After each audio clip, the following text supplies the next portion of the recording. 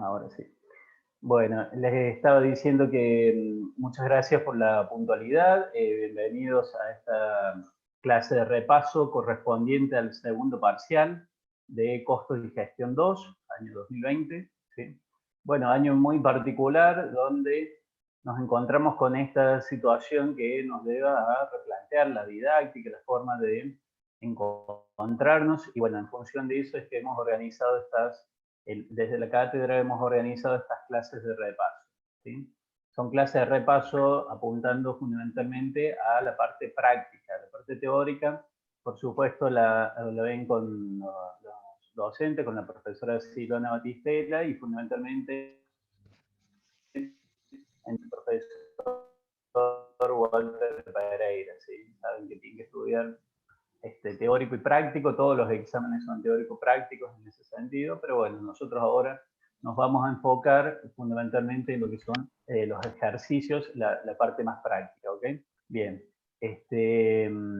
bueno, para la gente que se está incorporando, bienvenidos, y bueno, voy a compartir pantalla ahora. Esta vez no preparé los ejercicios y el concurso que hicimos la otra vez, porque tenemos mucho material, mucho contenido, así que no había tanto tiempo para esta parte más lúdica, pero bueno, vamos a avanzar. ¿Sí? Vamos a avanzar igualmente con algunos de los ejercicios que están planteados, que ya los podemos ver aquí. La idea de planteo, digamos, de repaso para este segundo parcial va a girar en torno a trabajar los capítulos 4, 5 y 6, que sabemos que son los que se evalúan, es decir, toma de decisiones. El capítulo 4, capítulo 5 es toma de decisiones de corto plazo y el capítulo 6 de toma de decisiones de largo plazo. ¿Okay? Bien. Dentro de esos temas hemos elegido, o más bien he elegido algunos conceptos para trabajar los ejercicios.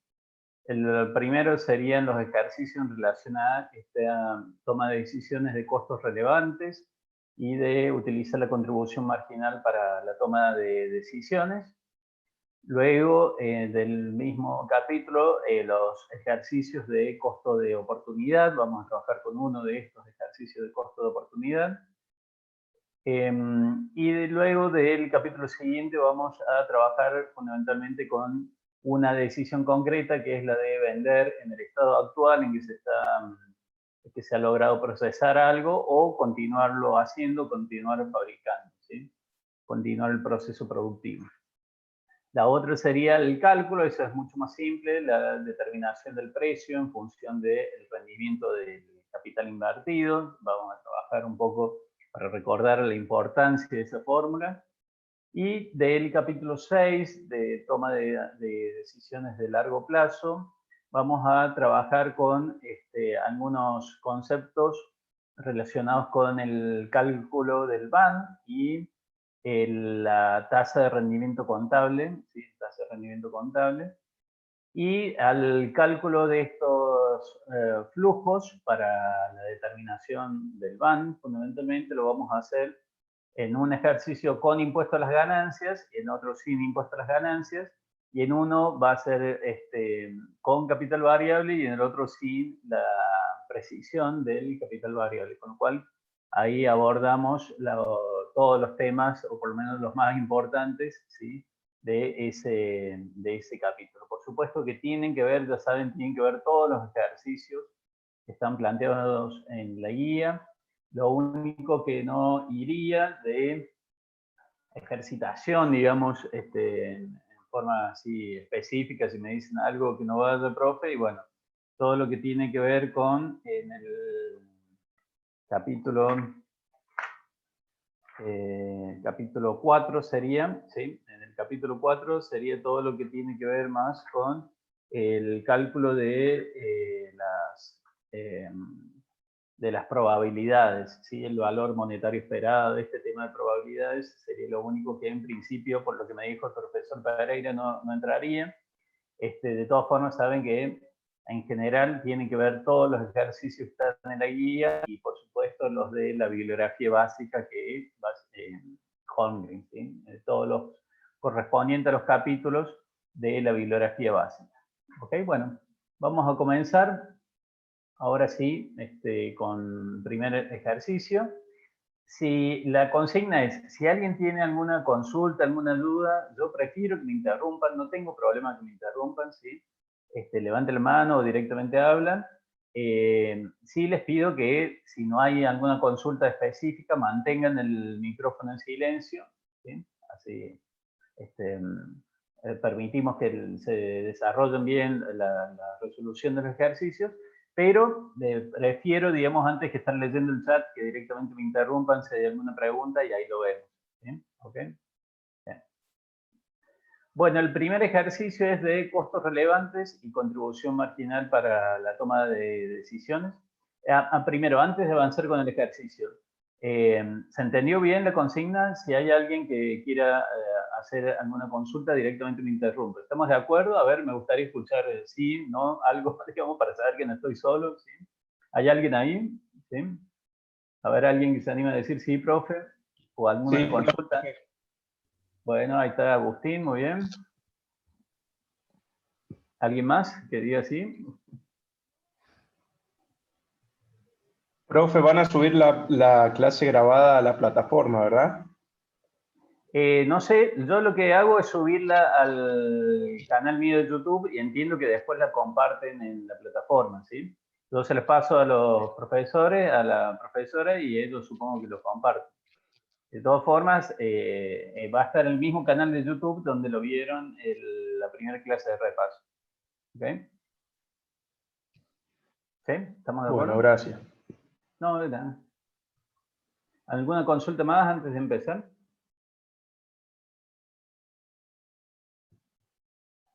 ¿No? Bien. Bueno, hablaba de que vamos a trabajar con los costos relevantes y la contribución marginal para la toma de decisiones. Y bueno, partimos de esta base que es un ejercicio de Holmgren con una pequeña modificación, que dice que, bueno, hay un bar de playa, ¿sí?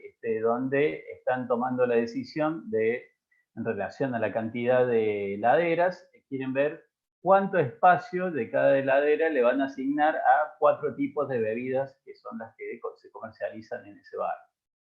En total, las heladeras tienen en conjunto, digamos, un total de 12 metros de frente, ¿sí? Que tiene que repartir entre esos 4 tipos de bebidas. ¿Sí? Los 4 tipos de bebidas son aguas, aguas saborizadas, la segunda. La primera sería aguas en general, con gas y gas. Saborizadas el segundo, gaseosas el tercero y cervezas el cuarto. ¿Okay? Y bueno, dice que se requiere que como mínimo cada una de esas 4 bebidas, de esos 4 tipos de bebidas, tengan por lo menos 1 metro asignado de ese total de 12 metros. ¿Sí? Y el máximo que le puede llegar a asignar a uno de esos 4 tipos de bebidas es 6 metros, es decir, la mitad del total. ¿Okay? Y bueno, nos pide tomar la decisión de cuántos metros se le deberían asignar a cada tipo de bebida, para lo cual vamos a realizar el cálculo en función de la contribución marginal, en función del recurso escaso, que en este caso claramente es la cantidad de metros de frente del total de heladeras. ¿Sí? Que el total dijimos que son 12 metros. ¿Cómo se reparten esos 12 metros? Entre esas 4 bebidas es lo que vamos a tomar la decisión en función de calcular la contribución marginal. ¿Sí? La contribución marginal por unidad de factor escaso. Primero vamos a calcular la contribución marginal unitaria, simple. ¿Sí? Entonces miramos los datos que tenemos allí y vemos que, bueno, estos son montos bastante altos porque están en la playa, ¿sí? El bar. De todas formas no se crean que son tan altos, el próximo verano vamos a ver. Pero bueno, de agua el precio es 180 pesos, y de costo variable unitario tiene 135 pesos. ¿Sí? Por saborizada, a la saborizada la vende a 192 pesos y le cuesta 152 pesos cada una. A la gaseosa la vende a 264 pesos y le cuesta 201 pesos. Y a la cerveza la vende a 384 pesos y le cuesta 302 pesos.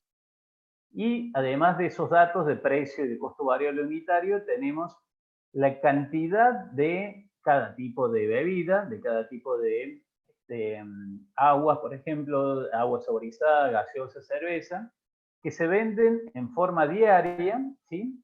En relación a cada metro de heladera. Es decir, por cada metro de exhibición de frente de heladera, por día vende 25 aguas, ¿sí?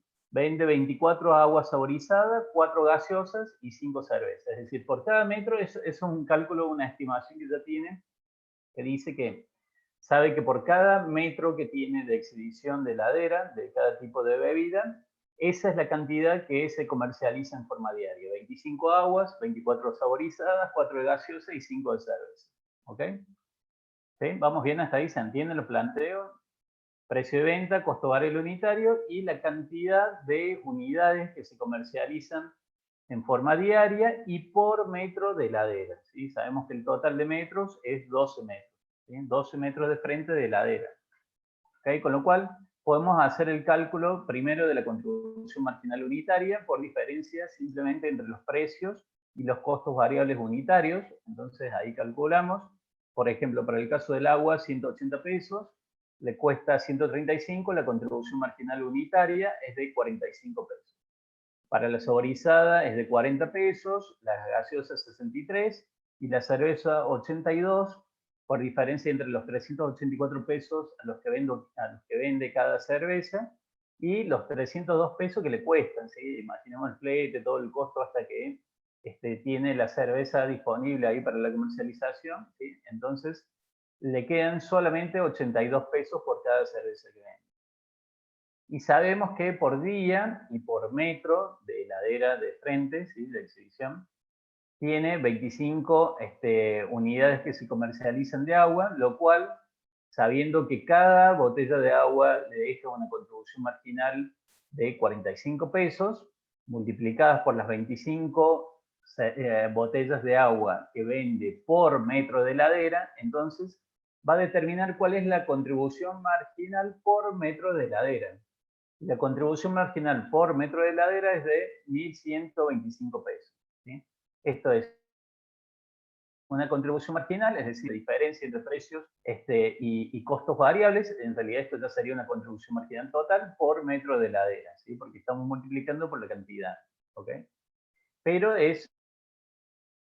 está expresada en función de la cantidad de metros de heladera. Por cada metro de frente de heladera va a tener una contribución marginal de 1.125 pesos si vende agua, ¿sí? Por cada metro que tenga de exhibición de agua saborizada le va a quedar por día 960 pesos de contribución marginal, de gaseosa 252 pesos y de cerveza 410. Porque de gaseosa y de cerveza son muchísimas menos las unidades que vende por cada metro de heladera. ¿Okay?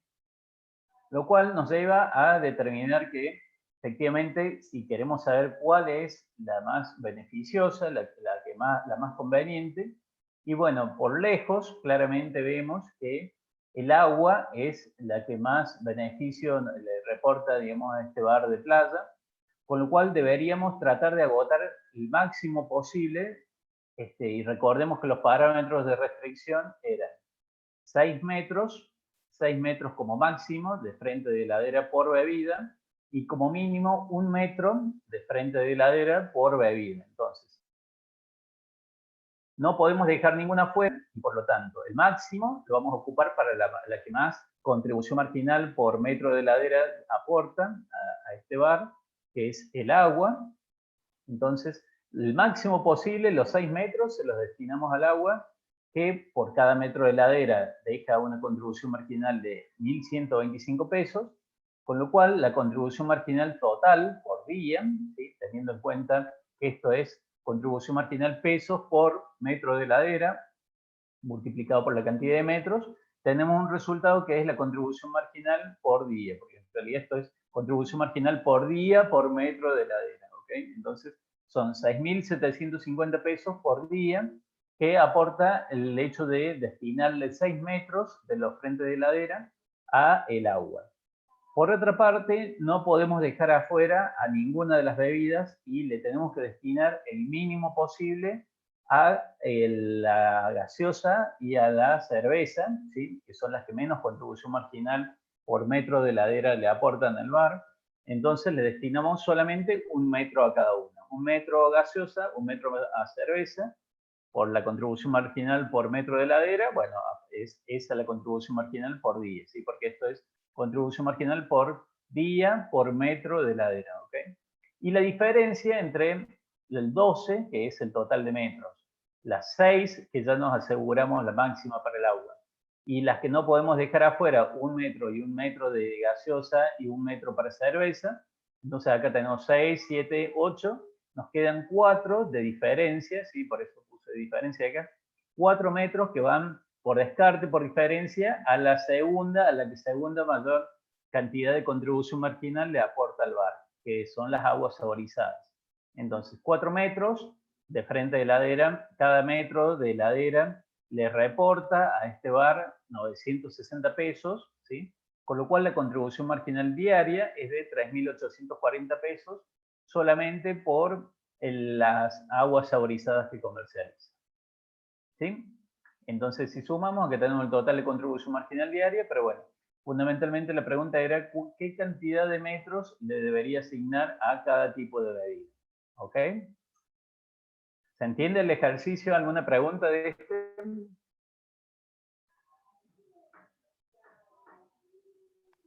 ¿Estamos bien hasta ahí? Sí, ¿no? Sí, Por sí, lo menos perfecto. algo. ¿Sí, vamos bien? Bueno, esta es una retroalimentación para saber que hay alguien, porque tienen toda la cámara apagada, no sé si hay alguien, bueno, por lo menos para saber si se entendió o no, se está grabando, vamos bien, bueno, ahí está, muchas gracias Camila, bueno, muy bien, continuamos. Bien, vamos a un ejercicio de costo de oportunidad que había dicho que íbamos a trabajar a continuación. Bueno, acá hay una empresa que trabaja, también en un ejercicio modificado de la guía, que también está basado en un ejercicio de Holmgren, ¿sí? Bueno, que es una empresa que tiene la producción, la capacidad completa, es decir, está trabajando a capacidad plena, no tiene capacidad ociosa, no tiene ningún margen de agregar producción, digamos, simplemente está produciendo 10.000 botellas por mes, que es lo máximo posible que puede llegar a producir, y hace un único producto. Se ha especializado en hacer este producto naranjón, que le llaman el nombre comercial, de 2 litros. Por cada litro, por cada botella que produce, tiene de costos unitarios 20 pesos de materia prima, 30 de mano de obra directa, 50 de costos indirectos, dando un total de 100 pesos de costos de producción. Nos explica que esos 50 pesos de costos indirectos, que en realidad corresponden a un costo variable unitario de 20 pesos, de diferencia entre los 50, acá tenemos, a ver, tenemos 50, ok, ahí está, 50 y tenemos 20 de costo variable unitario, ¿sí? La parte variable, el costo indirecto de fabricación variable son 20 pesos. Los otros 30, diferencia entre los 50 y los 20, nos dice que son costos indirectos de fabricación fijos, cuyo cálculo es 300.000 pesos dividido en las 10.000 botellas, que es lo que está produciendo en su capacidad máxima. Entonces, 300.000 dividido las 10.000 botellas nos da un costo unitario, de un costo fijo, un costo indirecto de fabricación fijo unitario de 30 pesos. ¿Ok? Bien. Ahora nos aclara que además de estos costos de producción, hay costos de no producción o simplemente le vamos a decir gastos, ¿ok? Es decir, gastos que aquí no hay nada fijo, son todos variables y representan un monto de 40 pesos por cada unidad, por cada botella que se fabrica, ¿sí? Que se comercializa sería más bien. Y el precio al que se vende cada una de esas botellas es de 200 pesos. ¿Ok? Y bueno, aquí la situación se plantea porque hay un distribuidor de esta fábrica que le pide a 2.000 botellas a la fábrica, le dice, vamos a fabricar un producto con una marca propia, ¿sí? En lugar de que diga naranjón, que diga naranjazo, ¿ok? Una versión con una pequeña modificación, que en realidad básicamente es el mismo producto. Tiene de hecho los mismos costos de producción, pasa por los mismos procesos. Y el distribuidor, en este caso, se ha ofrecido, dice, a asumir el 50% de los gastos. ¿ok? Entonces, de gastos, habíamos dicho que en la versión original tenemos 40 pesos por cada unidad. Si este distribuidor asume el 50%, entonces 20 pesos por cada botella de naranjazo, digamos que sería lo que va a comercializar este distribuidor, correrían por cuenta de la empresa, pero es decir,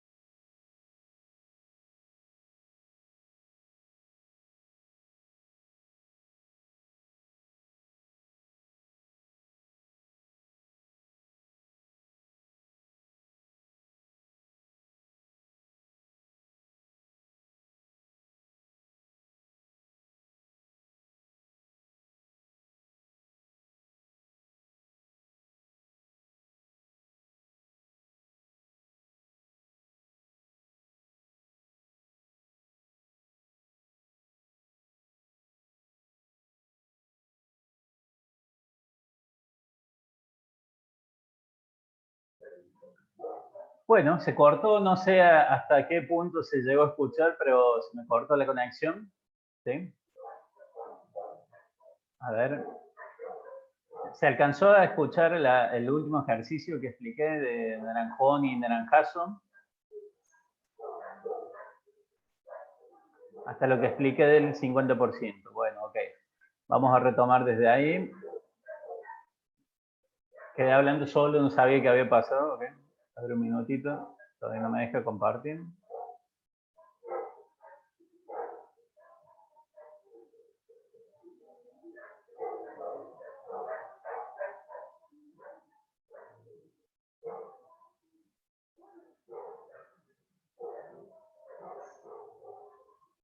Bueno, aquí estamos.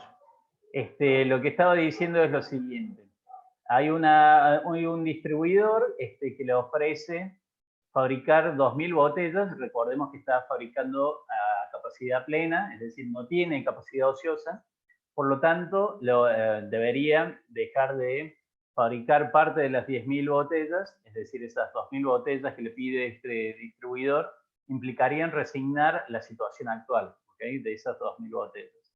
El distribuidor lo que dice es que le ofrece asumir, o los costos de producción en principio serían similares, pero lo único que cambiaría sería que el costo, perdón, que los gastos, es decir, los costos de no producción, el distribuidor los asumiría en un 50%, ¿okay? Los gastos actuales que dijimos que eran de 40 pesos por cada unidad, ¿okay?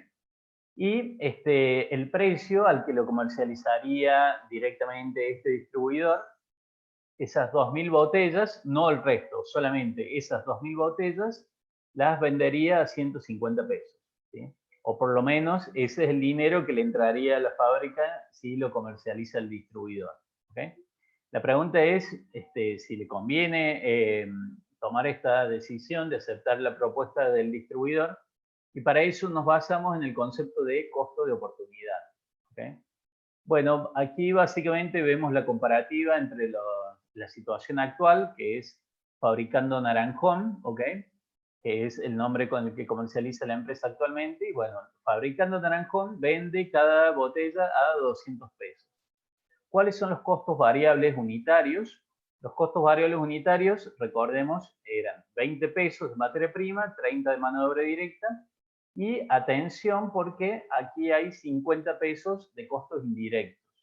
Pero los indirectos de fabricación tienen una parte fija y una parte variable. 20 pesos son variables y los fijos son los 300.000 prorrateado entre las 10.000 botellas. ¿Sí? Entonces, vamos a tomar solamente los conceptos relevantes. Como los costos fijos, por definición, no se modifican, estos 300.000 pesos no cambiarían, sea que yo fabrique 10.000 botellas, 8.000 botellas o inclusive ninguna botella, cerramos este mes la fábrica, nos vamos todos de vacaciones y se supone que esos costos fijos, por definición, no deberían modificarse, deberían ser 300.000 pesos.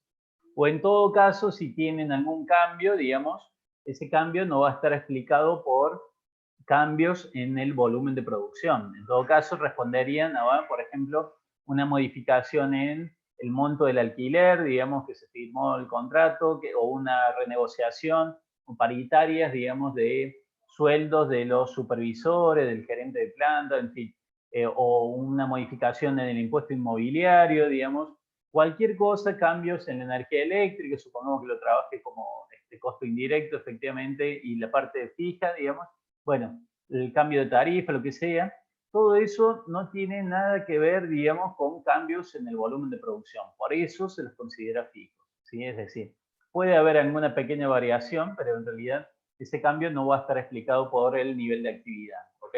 Por cambios en el factor de costo. Con lo cual, esos 300.000 pesos para esta decisión son irrelevantes. ¿Qué quiere decir irrelevantes? Quiere decir básicamente que no tienen ningún cambio, digamos, a futuro, es decir, para que un costo sea relevante, tiene que cumplir dos condiciones en forma simultánea. Ser futuros, es decir, no tiene que ser un costo pasado o sobre el cual un costo que ya esté comprometido, alguna decisión actual que ya fruto de una decisión anterior, por ejemplo, esto que decía del alquiler, que probablemente no tenga posibilidad de modificar el contrato ahora, eso ya es fruto de una decisión que se tomó oportunamente, ¿ok? Y es decir, que sea futuro y que sea distinto ante situaciones distintas. Así que yo tengo una posibilidad de elegir, que por lo menos haya una alternativa, si no, no hay decisión posible. ¿Okay? Cuando se reúnen esos dos requisitos, cuando ante dos situaciones tengo costos distintos y son decisiones a futuro, son costos relevantes. Y los costos fijos, como dijimos, los costos indirectos de fabricación fijos, que son los únicos fijos que estamos viendo por lo menos en este planteo, son, por lo tanto, irrelevantes. Es decir, no me interesa absolutamente para nada en esta decisión. ¿Por qué? Porque yo solamente puedo incidir a futuro en todas las variables que se incluyen en el concepto de contribución marginal. Básicamente son tres. Los costos variables unitarios, la fijación del precio, el precio de venta y la cantidad de unidades vendidas, el volumen. ¿Ok? Pues para este caso son cantidad de unidades comercializadas y producidas. Acá no nos plantea que haya inventario, nada, con lo cual suponemos que todo lo que se fabrica se vende. Y en ese sentido, aquí no hay ningún interés en bajar, digamos, cuando miramos el estado de resultados tenemos ventas, costos variables, eso por diferencia nos da la contribución marginal. Luego vienen los costos fijos y ahí se determina la utilidad. Pero como los costos fijos se mantienen iguales, no van a tener cambios fruto de esta toma de decisión, son irrelevantes para la decisión. Es decir, cualquier cambio que yo tenga en la contribución marginal automáticamente va a impactar en la utilidad operativa, porque los costos fijos por definición no cambian, ¿okay? O por lo menos no van a cambiar por esta decisión. Y en ese sentido los dejamos afuera y me enfoco solamente en la contribución marginal, ¿ok? Y la contribución marginal, como sabemos, es la diferencia entre las ventas y los costos variables, ¿sí? En este caso, como lo trabajamos en términos unitarios, sería el precio de venta y el costo variable unitario. Costo variable unitario, dijimos, son 20 pesos de materia prima, 30 de mano de obra directa. Tomo solamente los 20 de costos indirectos de estos 50. Tomo solamente los costos, variables unitarios, estos 20 pesos, ¿ok? Y estos costos fijos de 300.000 pesos son irrelevantes, ¿ok? Entonces tomo solamente esos 20 pesos de costo indirecto de fabricación variable y le sumo, recordemos que cuando hablamos de contribución marginal incluimos todo lo que cambie en función del volumen de producción, todo lo que cambie en función del nivel de actividad. No importa si es costo de producción o si es gasto, es decir, costo de no producción. Por lo tanto, también voy a sumar los gastos, porque dijimos que estos gastos son todos variables. Los gastos, todos variables, son de 40 pesos por unidad. Entonces, en la situación original, tomo los 40 pesos, entonces sumo materia prima, mano de obra directa, costos indirectos de fabricación variables y los gastos variables, y todos estos conceptos los resto del precio de venta. Y por diferencia obtengo entonces la contribución marginal unitaria de botella de naranjón, que es de 90 pesos. ¿Sí? Ahora vamos a hacer el cálculo para el producto este naranjazo, que es el que nos está proponiendo el distribuidor y que lo quiere comercializar a 150 pesos, o por lo menos eso es lo que nos va a pagar a nosotros que somos la fábrica. Quizás lo venda un poquito más este distribuidor. La realidad es que a la empresa solamente le van a ingresar, a la fábrica solamente le van a ingresar esos 150 pesos. Los costos de producción de fábrica son iguales, porque básicamente es el mismo producto con otra etiqueta, entonces 20, 30, y atención porque habíamos dicho, bueno, obviamente tomamos solamente los 20, porque le dijimos los costos indirectos de fabricación fijos son irrelevantes, pero habíamos dicho que el distribuidor asume el 50% de los gastos, ¿sí? Aquí lo dijimos. Este producto tendría los mismos procesos de producción y el distribuidor se ha ofrecido a asumir el 50% de los gastos, ¿ok? Con lo cual, en lugar de 40 pesos, para la fábrica va a ser un gasto solamente por botella de 20 pesos. Con lo cual sumamos todo esto que varía en función del nivel de actividad, ¿sí? Y a esto lo restamos del precio de venta. Por diferencia entre el precio de venta y todos estos costos y gastos variables por unidad, llegamos a que la contribución marginal unitaria es de 60 pesos por botella de naranjazo. Entonces, ¿cuál es la conclusión? Bueno, la conclusión es, si lo multiplico por las 2.000 unidades, por las 2.000 botellas, para el caso de la situación actual, yo obtendría una contribución marginal total de 180.000 pesos. De hecho, eso es lo que viene ocurriendo. 2.000 botellas me reportan una contribución marginal de 180.000 pesos.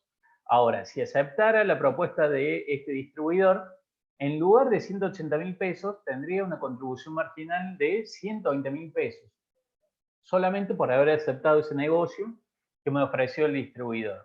Con lo cual, en realidad en este caso, lo que estoy viendo es que no me conviene, porque yo ya estoy trabajando a capacidad plena, estoy comercializando las 10.000 botellas, no tengo ningún problema ni de distribución, ni de comercialización, ni de nada, digamos. Y en ese sentido no necesito la propuesta que me hace el distribuidor. De hecho, si aceptara la propuesta del distribuidor, dejaría de ganar, dejaría de obtener una contribución marginal de 180.000 pesos. Y eso que dejaría es justamente el concepto de costo de oportunidad.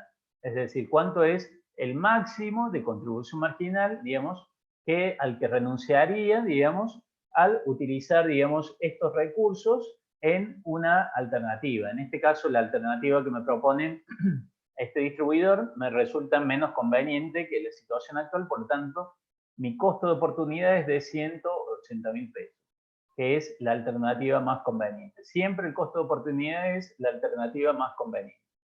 Por lo cual, bueno, obviamente, en función de este concepto, no acepto la propuesta del distribuidor, sino que sigo fabricando como venía. ¿Ok? ¿Cómo vamos hasta ahí? ¿Alguna pregunta de este ejercicio?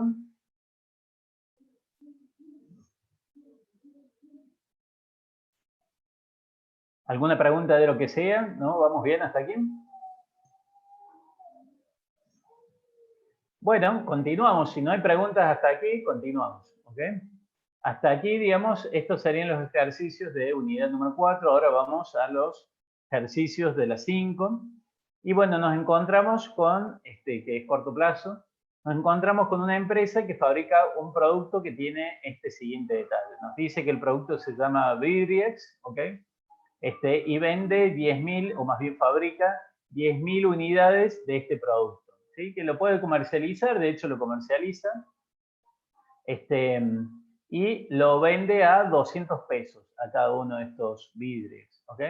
Con lo cual, multiplicando, digamos, la cantidad de unidades vendidas por el precio de cada una de esas unidades que comercializa, obtiene un monto total de ventas, de facturación de 2 millones de pesos. Y tiene un costo variable total de 1.600.000 pesos. Con lo cual, digamos, realizando el cociente, podemos determinar que por cada unidad el costo variable unitario es, bueno, 1.600.000 dividido las 10.000 unidades que vende. El costo variable unitario es de 160 pesos.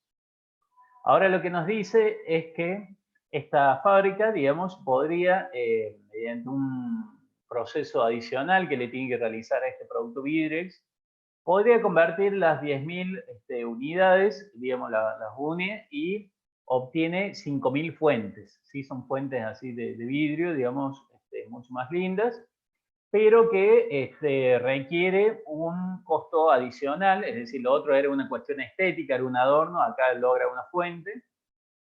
Lo que sí, en lugar de tener 10.000 vidriex, ahora va a tener 5.000 fuentes, y además requiere un costo adicional de 700.000 pesos. Es decir, para realizar ese cambio específico para esa conversión, para estas 5.000 fuentes, debería incorporar un costo incremental de 700.000 pesos. Y va a vender las 5.000 fuentes que obtengan a 600 pesos, ¿sí? Por cada fuente. Eso ya hizo un estudio de mercado, nos dice que las puede vender, las tiene, inclusive tiene mercado, está analizado que les puede comercializar a ese precio, esa cantidad no hay problema. Así que bueno, la situación solamente se reduciría más bien a un análisis de costos, de toma de decisiones en función de proponer qué nos conviene. Seguimos, digamos, fabricando estas 10.000 vidrex, estos 10.000 adornos, vendiéndolos a 200 pesos, o transformamos esos 10.000 en 5.000 fuentes con ese costo adicional de 700.000 pesos y vendiéndolos a 600 pesos. Y ahí vamos a ver si nos conviene o no la decisión. Bueno, para eso básicamente comparamos la situación inicial. La situación inicial ya lo tenemos bastante claro, solamente nos faltaba calcular la contribución marginal unitaria. La contribución marginal unitaria la calculamos realizando por diferencia el precio de venta de 200 pesos con el costo variable unitario de 160 pesos. Por lo tanto, la contribución marginal unitaria es de 40 pesos. Muy bien. Y bueno, vamos a ver qué pasa con las fuentes. Ahora ya no van a ser 10.000 las unidades que vamos a vender, sino solamente 5.000. Cada una de esas 5.000 fuentes que comercializamos nos reportarían, digamos, un monto total de ventas de 3 millones de pesos, porque a cada una la podríamos vender a 600 pesos. En principio, hasta ese punto, digamos, está claro que nos conviene, digamos, hacer las fuentes, porque de venta ya tenemos un 50% de incremento. Ahora vamos a analizar el concepto de costos. Bueno, los costos, como nos dice que es un proceso adicional, es decir, ya llegamos hasta este punto, ¿sí? Ya llegamos hasta aquí, tuvimos que fabricar las 10.000 vidriex, ¿ok? Con lo cual ya incurrimos en 1.600.000 pesos de costos variables, ¿ok? Y a eso nos dice que le tenemos que sumar 700.000 pesos más, que es un costo adicional, es un costo incremental. Dice que si se requiere un costo adicional de 700.000 pesos en caso de que querramos realizar este cambio. Con lo cual, el costo variable ya no va a ser solamente 1.600.000, sino que le vamos a sumamos 700.000 pesos. Entonces, 1.600.000 más 700.000 pesos nos da 2.300.000 pesos de costo variable total. Entonces, a esas 2.300.000 pesos lo dividimos en las 5.000 fuentes y nos da un costo variable unitario de 460 pesos. Y ahora sí determinamos la conveniencia o no calculando la contribución marginal unitaria. El precio de cada fuente va a ser 600, el costo variable unitario 460, y vemos que efectivamente la contribución marginal es superior a la situación inicial, ¿sí? 140 pesos. Ahora, yo no debería comparar directamente los 40 pesos con los 140 pesos, ¿sí? Yo debería mirar que los 40 pesos lo voy a multiplicar por 10.000 unidades y los 140 pesos lo voy a multiplicar por 5.000 unidades. Con lo cual, digamos, la conveniencia en este caso sería o a esto lo duplico o a este monto lo divido, digamos. Entonces, si, por ejemplo, el punto de indiferencia hubiera sido si la contribución marginal unitaria de Vidrex hubiera sido la mitad de estos, 70 pesos, me hubiera convenido, digamos, me hubiera sido indistinto, perdón. O si la contribución marginal de las fuentes hubiera sido 80 pesos, nuevamente ese sería el punto de indiferencia. Como es mayor a 80 pesos, me conviene, ¿ok?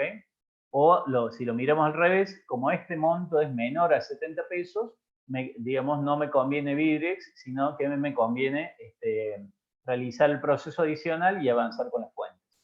Siempre en caso de duda, de verificar que si esto es correcto, armen un estado de resultados. Armen el estado de resultados, obviamente por costeo variable sería en este caso. De hecho, todas estas decisiones son siguiendo contribución marginal, o en líneas generales las principales, digamos la mayoría. Y armen el estado de resultados. Pongan ventas, cuántos serían los costos variables, y en función de eso determinen la contribución marginal. Pueden hacerlo en términos unitarios, pero especialmente véanlo en términos totales, como queda, ¿ok? Sobre todo cuando, si en alguna decisión juegan los costos fijos totales, fíjense de tener cuidado de prorratear los costos fijos como habíamos visto en el ejercicio anterior, ¿sí? Porque ese prorrateo, como ya sabemos de costos 1, el costo fijo unitario induce a error, ¿ok? Más bien, en términos unitarios, trabajamos con precio de venta y costo variable unitario. Y por diferencia, contribución marginal unitaria. Y en términos totales, los costos fijos totales. Ahí sí, eso lo trabajamos en términos totales. ¿Alguna pregunta de esto, de lo que vimos hasta aquí? ¿Vamos bien? ¿Está todo claro? ¿No hay consultas? Bueno, muy bien, no hay consulta, está todo muy tranquilo. Entonces, vamos a esto que es simplemente recordarles la importancia de aplicar esta fórmula, ¿sí? El cálculo del precio de venta en función del rendimiento del capital invertido. Entonces, acá les puede dar alguna redacción un poco más completa o simplemente los datos, así como lo ven ahí, digamos, que sería el costo variable unitario por cada producto, digamos, se entiende, es de 3.000 pesos. El costo fijo total, por supuesto, es de 1.200.000 pesos. En estos casos, siempre, en general, lo más común es que tengan el costo fijo total y el costo variable unitario. Cualquier duda, digamos, si no tienen, por supuesto, en este tipo de examen no van a tener la posibilidad de plantearlo, pero en general, digamos, estos ejercicios están planteados de esta forma. El costo variable en términos unitarios y el costo fijo en términos totales. ¿Ok? Luego tienen el capital fijo, que es un monto en general, que en este caso, por ejemplo, es 4 millones, y el capital variable, que directamente les da cuánto es el porcentaje, podría ser en términos porcentuales, como yo lo planteo acá, o podría ser en términos puntuales, como una tasa, digamos, decir 0,5 de ventas, es exactamente lo mismo, como sabemos, ¿sí? Las unidades, una cantidad de unidades físicas, ¿sí? 1.500 en la de este caso, y la rentabilidad lo mismo, digamos, puede ser un porcentaje, como en este caso el 10% del capital total, ¿sí? Esto es capital total, es decir, la suma de fijo más el variable, o lo mismo, puede ser una tasa, es decir, 0,10 de capital total, lo mismo. Bueno, y aquí simplemente es aplicar esta fórmula, la fórmula que dice que el precio de venta se calcula de la siguiente forma. Sumamos el costo total, ¿sí? Cuando decimos costo total, entendemos, digamos, que tenemos costo fijo y costo variable. A eso le sumamos la rentabilidad, lo que pide de rendimiento, la R, del capital fijo. ¿Sí? El rendimiento sabemos que el por quiere decir de, el rendimiento del capital fijo, ¿sí? Que como vimos es un monto total. Todo esto dividido la cantidad de unidades, es decir, el volumen, en este caso, ¿okay? Volumen de producción, volumen de ventas. Todo esto, ¿sí? Costo total más el rendimiento del capital fijo sobre el volumen, todo esto va sobre 1 menos el rendimiento del capital variable. Que como vimos, el capital variable es nuevamente un porcentaje o una tasa. ¿Okay? Entonces acá tenemos un porcentaje de un porcentaje o una tasa de una tasa, como sea, digamos. Ahí se calcula así, o ponen el 10%, por ejemplo, en este caso, el 10% del 50, o el 0,1 del 0,5. ¿ok? Bueno, y reemplazan, digamos. Aquí, digamos, cuáles serían las posibles dificultades. Bueno, ¿cómo se calcula el costo fijo? ¿Cómo se calcula el costo variable? Bueno, el costo fijo ya lo tienen, es 1.200.000 pesos, y el costo variable total, porque la fórmula nos habla de un costo total, ¿sí? Acá tienen el costo total, entonces sería el costo fijo total más el costo variable total. Y el costo variable total hay que calcularlo. Tienen el costo variable unitario de 3.000 pesos y la cantidad de unidades que son 1.500. ¿Ok? Entonces ahí hacen el cálculo, les da 4.500.000 pesos, ¿sí? 3.000 pesos cada uno por 1.500 unidades, ¿ok? 4.500.000 más el costo fijo total que es de 1.200.000 pesos. Con lo cual, el costo total es de 5 millones, aquí lo tienen, 5.700.000 pesos. Eso se suma a lo que le piden, el rendimiento que se pide del capital fijo. El capital fijo era de 4.100.000 pesos, ¿ok? Y el rendimiento que se pide es el 10% de, bueno, del capital. Entonces, capital en general, por un lado el capital fijo, el 10% de los 4 millones, y luego vamos a tener el rendimiento del capital variable, el 10% del capital variable, que como dijimos es un 50%. El capital variable es el 50% de las ventas. ¿Ok?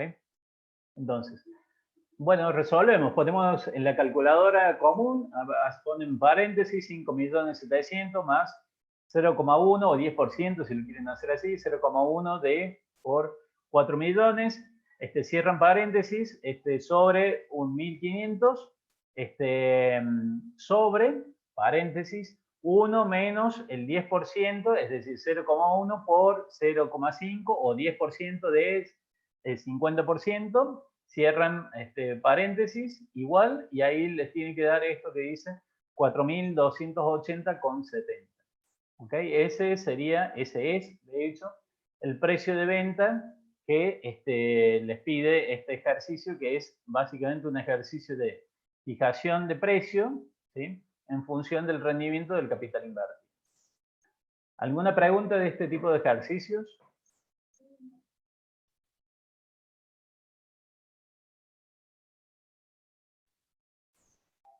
No hay consultas hasta aquí, venimos re bien, entonces, toma de decisiones, o re mal, digo, la verdad no sé, se supone que estos son los capítulos más simples, capítulo 4, capítulo 5, y ahora vamos a entrar al capítulo 6, ¿sí? Como dijimos al inicio, a ver, les pido si me pueden escribir, si me pueden hablar, porque a ver, se me complica ver el chat, a ver un segundito.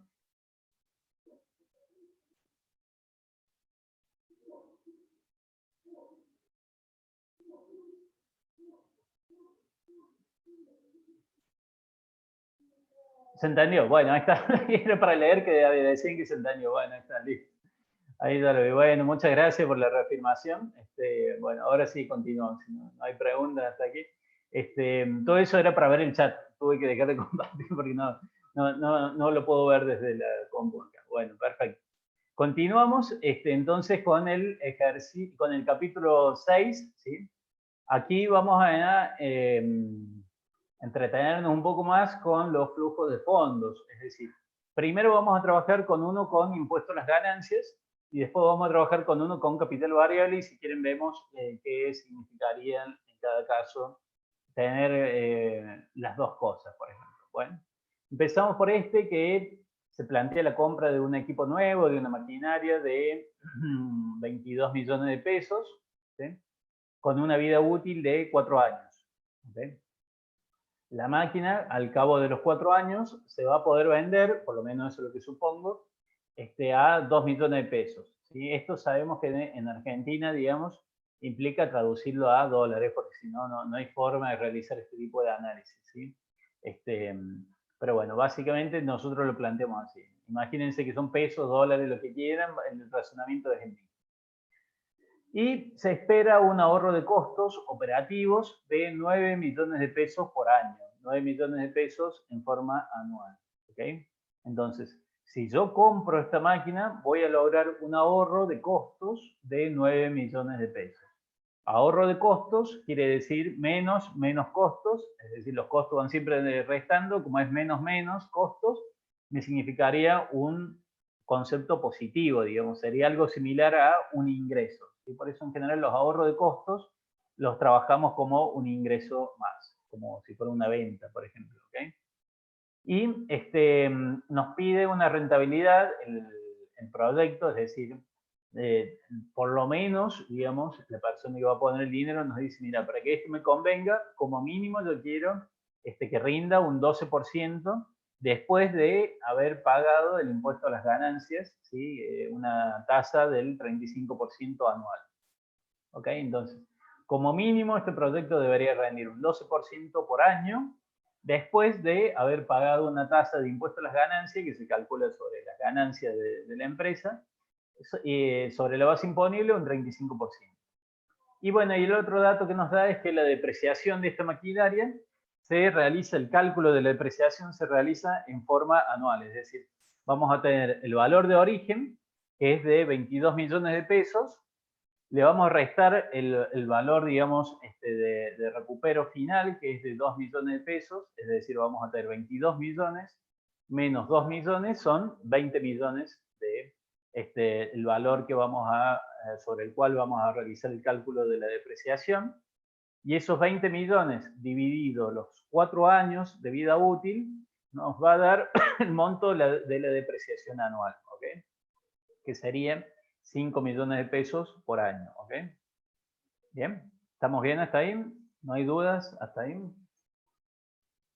Avanzamos, entonces lo primero que tenemos que hacer en estos casos es calcular el impuesto a las ganancias.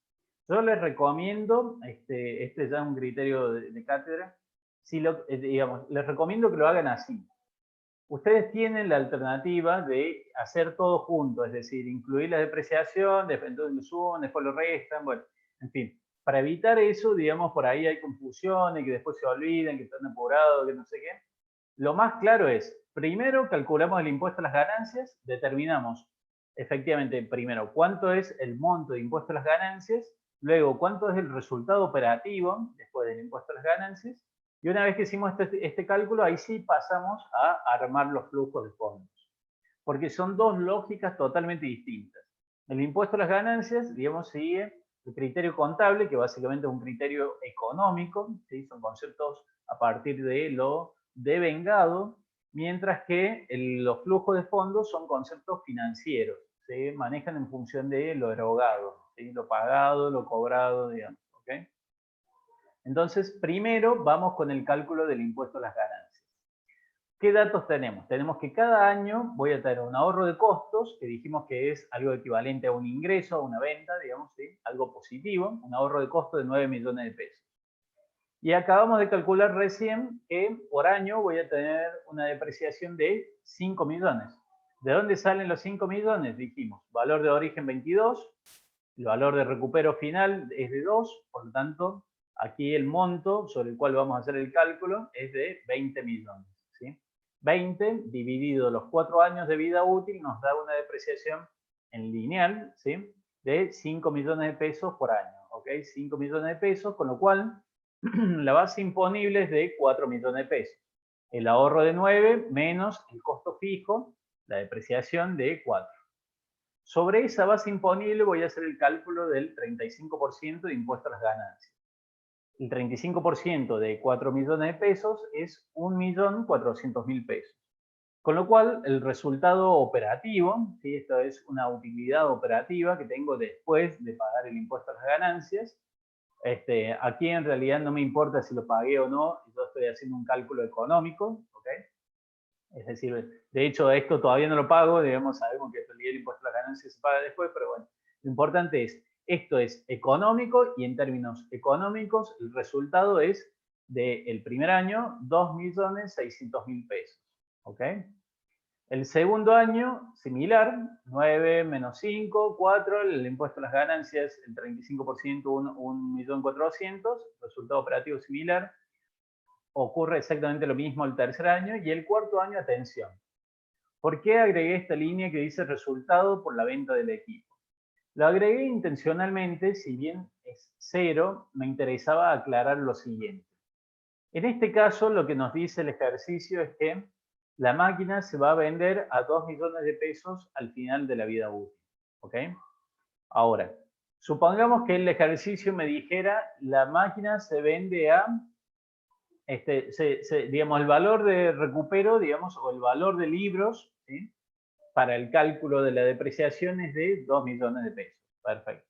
Pero efectivamente logramos vender la máquina a 3 millones de pesos. ¿Sí? Supongamos que, bueno, eso, supongo que aplico un valor de libros, un valor contable, distinto al valor de mercado al que yo, en su momento, dentro de 4 años, según lo que estimo, voy a poder comercializar esa máquina.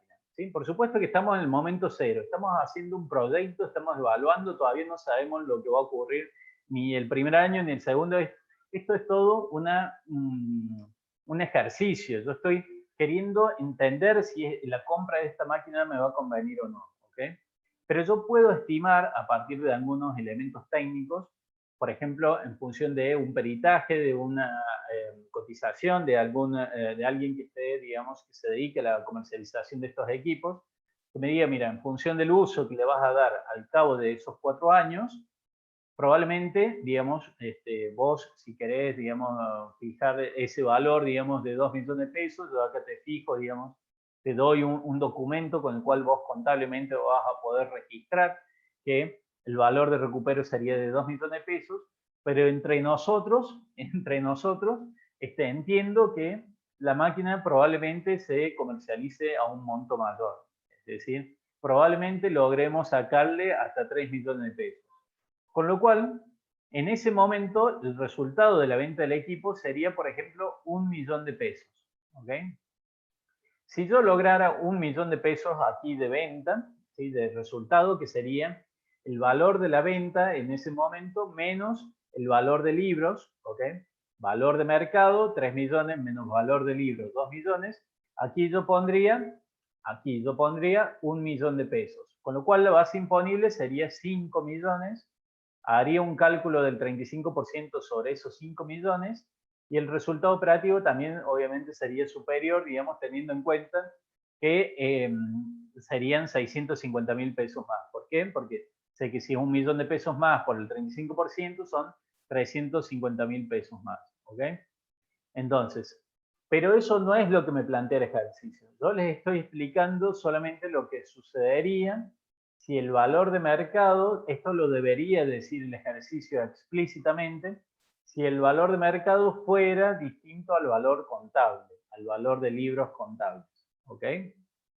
En este caso no ocurre esto y por eso el resultado de la venta del equipo es cero, porque yo lo voy a vender a 2 millones de pesos, según lo que supongo, y ya lo voy a tener totalmente depreciado, digamos, por los 20 millones, con lo cual la máquina en ese momento en mi contabilidad, va a estar valuada a 2 millones de pesos, que es el valor de rezago, el valor final de recupero. ¿Okay? Entonces, esos 2 millones de pesos finales no originarían ningún resultado de la venta de equipo en ese momento. Por lo tanto, no me impacta en la base imponible, no me cambia el cálculo del impuesto a las ganancias, ni obviamente el cálculo del resultado operativo. ¿Se entendió esta explicación? ¿Alguna pregunta de esto de ganancias? ¿Está todo claro? ¿Está muy bien entendido? Bueno. Vamos bien, digamos, supongo que vamos bien. A ver, ¿vamos bien? A ver, alguien que me pueda decir por micrófono, ¿vamos bien? ¿Sí? ¿Alguna pregunta de esto? Sí, profe, vamos bien. Bueno, bien, Agustín, firme ahí, el que se ofrece Sí. primero. Muy bien, bien, Agustín. Bueno, me alegro que vayan bien y necesito por ahí una confirmación, más que nada, que después del corte de hace un rato, digamos que no se haya vuelto a cortar. Bueno, entonces lo primero que hacemos es calcular el impuesto a las ganancias. Listo, ya calculamos el impuesto a las ganancias. Sabemos que ese impuesto a las ganancias va a ser de 1.400.000 pesos por cada uno de los años. No tengo ninguna variación, ningún cambio año a año. Y ahora sí armamos el flujo de fondos. En el flujo de fondos tengo que tener en cuenta la situación al inicio, el momento cero. ¿Sí? En el momento cero, Yo lo que sé es que tengo que comprar este equipo, ¿sí? Pagarlo, me origina un desembolso. Ya cuando hablamos de flujo de fondos, hablamos de movimientos de fondos, de desembolsos, de cobranzas, ¿ok? Entonces me origina un desembolso de 22 millones de pesos. Bien. Entonces, ese flujo de fondos, en el momento cero hay menos 22 millones de pesos. A su vez, proyecto un ahorro de costos. Como es menos costos, dijimos que esto termina con un signo positivo, 9 millones de pesos. Y a ese ahorro de costos no lo puse el signo, pero bueno, se entiende, si no se entiende lo digo. Le resto el impuesto a las ganancias, ¿sí? Que aquí el supuesto es que lo pago en el mismo año en que se incurre. Lo pago, me origina un desembolso el mismo año en que se incurre. Entonces, el primer año yo había calculado un impuesto a las ganancias de 1.400.000 pesos. El primer año pago 1.400.000 pesos en concepto de impuesto a las ganancias. Con lo cual, el flujo de fondos del primer año va a ser los 9 millones de ahorro de costos menos 1.400.000 pesos que voy a pagar de impuesto a las ganancias, me va a quedar un monto de 7.600.000 pesos de dinero, ¿ok? Ese monto de 7.600.000 pesos es el flujo de fondos del primer año, ¿ok? El flujo de fondos del segundo año es exactamente igual y lo mismo sucede con el tercero. Ahora, el cuarto año no. ¿Por qué? Porque en el cuarto año voy a recuperar esa máquina, es decir, esa máquina que ya terminé de utilizar el primer año, segundo año, tercer año, al final del cuarto año, terminamos de usar la máquina, ya no la uso más, la vendo. ¿Y cuánto obtengo por la venta de esa máquina? Dijimos que, supongo que 2 millones de pesos. Con lo cual, la venta de 2 millones de pesos es un monto que me va a entrar, es un monto de dinero, una cobranza que voy a tener, digamos, que no es un ingreso operativo, ¿sí? Pero sí es un ingreso que voy a obtener justamente por resultado de, por fruto de la venta, de la comercialización de ese bien. El resto lo mantengo igual, es decir, nuevamente el ahorro de costos, el pago del impuesto a las ganancias y el flujo de fondos, por lo tanto, en este caso es 2 millones superior a los flujos de fondos de los 3 años anteriores, gracias a este ingreso por la venta de esa máquina. ¿Ok? Y ahora a esos flujos de fondos, que son nominales, los voy a descontar por la tasa que me está pidiendo. El proyecto me pedía una rentabilidad del 12% después del impuesto a las ganancias, ya hicimos el cálculo del impuesto a las ganancias, con lo cual simplemente ahora, digamos, esto ya es después de impuesto a las ganancias, con lo cual ahora simplemente aplico, digamos, el 12%. ¿Okay? Voy a deflactar, digamos, voy a aplicar, dividir este monto de 7.600.000 pesos sobre 1,12 el primer año, digamos, que sería 1 más la tasa, que es el 12%. El segundo año sería 7.600.000 sobre 1,12 al cuadrado. El tercer año 7.600.000 sobre 1,12 al cubo. Y el cuarto año 9.600.000 pesos sobre 1,12 a la cuarta. Y eso nos da estos montos, ¿sí? El primer año 6.785.714 y, bueno, y así los sucesivos montos que vemos ahí. Sumamos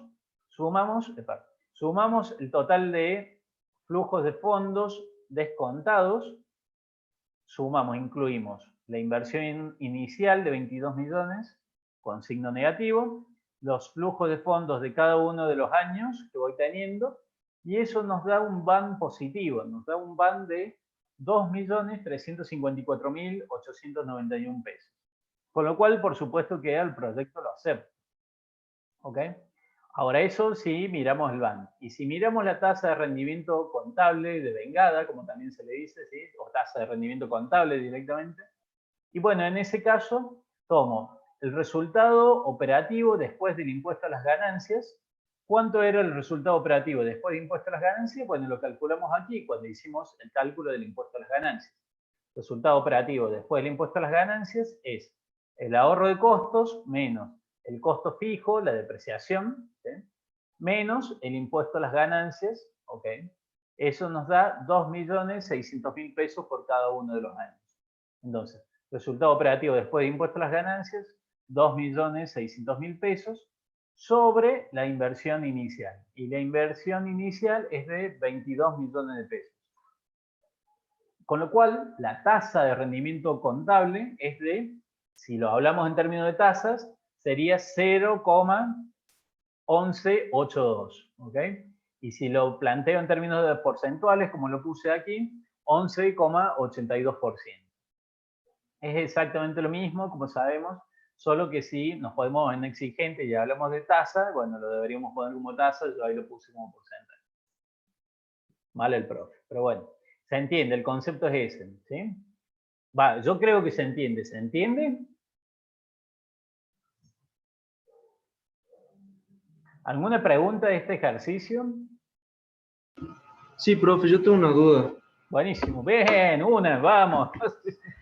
En este caso, el resultado Martina, te operativo, escucho, discúlpame. sí, el resultado operativo después de impuesto a la ganancia, ¿es una casualidad que seas 2.600.000 para los 4 periodos? No, no es una casualidad, el ejercicio lo armaron a propósito, así digo. Sí, Acá no hay pero casualidad. ¿y qué pasaría si serían distintos en cada periodo? Bueno, en principio, ustedes saben que la tasa de rendimiento contable es una medida muy mala, ¿sí? Muy mala. Tiene muchísimas debilidades. Entre ellas, una de las debilidades, digamos, es que justamente origina algunas, y podremos decirle, ineficiencias, ¿sí? Tiene algunos fragilidad al momento de transmitir, digamos, un resultado, lo cual ha sido solucionado por las medidas que sí tienen en cuenta el valor del dinero en el tiempo. Son básicamente el BAN y la TIR. La TIR para este parcial no se va a evaluar en la parte práctica. Por supuesto que sí la tienen que estudiar en términos teóricos. De hecho, tienen que estudiar todas las medidas, digamos, en términos teóricos, pero el BAN va a ser la única medida que se va a evaluar, digamos, para su solución de las que incluyen el valor del dinero en el tiempo. Y bueno, pueden calcular un periodo de recupero o una tasa de rendimiento contable, digamos que eso es mucho más simple.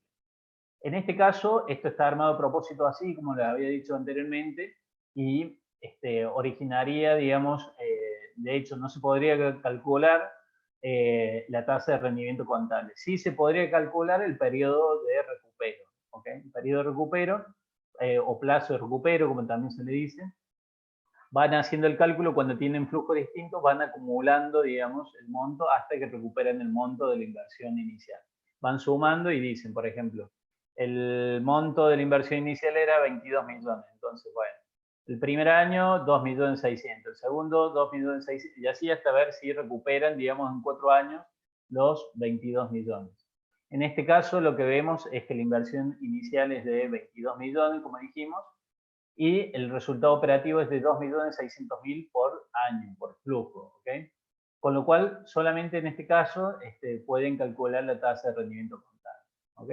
Eso es importante que lo estudien, Martín, ¿sí? Es importante que vean las fortalezas o ventajas y las debilidades o desventajas de cada uno de las distintas medidas que se utilizan para evaluar un proyecto de inversión.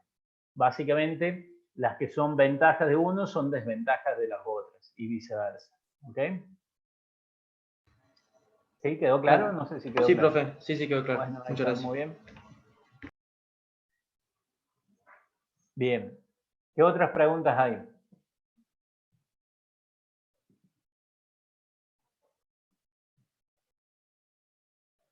Bueno, si no hay más preguntas, pasamos al otro ejercicio que planteamos de esta temática, que es con capital variable. Bueno, ahora se compra un equipo que cuesta nuevo 40 millones de pesos, la vida útil es de solo 3 años, el ejercicio nos dice que al final del tercer año, bueno, se entiende que el ciclo de vida del producto, digamos, ha concluido y por lo tanto, bueno, ya no existe un interés en continuar produciendo eso. Y la máquina solo se utiliza para eso. Pero ahora la máquina dice que se podría lograr un valor de comercialización de 5 millones al final de la vida útil, ¿ok? Y el otro dato que nos da es que el capital variable, que es la gran distinción de este ejercicio, el capital variable anual es el 10% de las ventas del año siguiente. Es decir, yo, supongamos, en el momento cero voy a tener que incluir un monto de capital variable, ¿sí? De capital de trabajo, que va a ser el equivalente en monto al 10% de las ventas del flujo siguiente, del primer año, por ejemplo. Entonces, ¿qué sería capital variable? Bueno, como sabemos, por ejemplo, eso incluye materiales, materia prima, digamos, en general stocks, digamos, productos terminados. Si ya nos dedicamos a la comercialización, productos terminados disponibles para la venta, denominado también mercadería, pero también podría ser cuentas corrientes, también podría ser, bueno, el efectivo en sí mismo, es decir, el capital, las disponibilidades necesarias para afrontar este negocio. ¿Okay? Y nos dice además que la rentabilidad, el rendimiento esperado es del 20% anual. ¿Sí? Nos pide bastante más que el anterior, que pedimos solo un 12, acá nos habla de un 20 anual. ¿Qué datos tenemos? Sabemos que por cada producto que se fabrique, se va a obtener un ingreso, una venta, digamos, de 1.500 pesos, que sería el precio de venta, y cada producto va a tener un costo variable de 1.000 pesos. Mientras que el costo fijo total anual es de 33.300.000 pesos. ¿Ok? 33.300.000 pesos. La demanda estimada en unidades es de 60.000 unidades para el año 1, 100.000 unidades para el año 2 y 100.000 unidades para el año 3. Algo que acá no sé por qué no está, acá se me lo omití, digamos, ¿sí? Es el dato de que, lo podemos anotar ya, el dato de que dentro de estos 33.300.000 pesos, 13.300.000 son depreciaciones. A ver, lo vamos a anotar. Un segundito. Así ya queda solucionado esto. Vamos a aclarar. Incluye depreciación de 13.300.000. Bueno, ahí está. Se ve que cuando copié y pegué quedó ahí. A ver.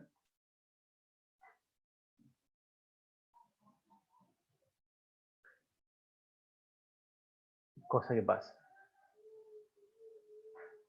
Un segundito.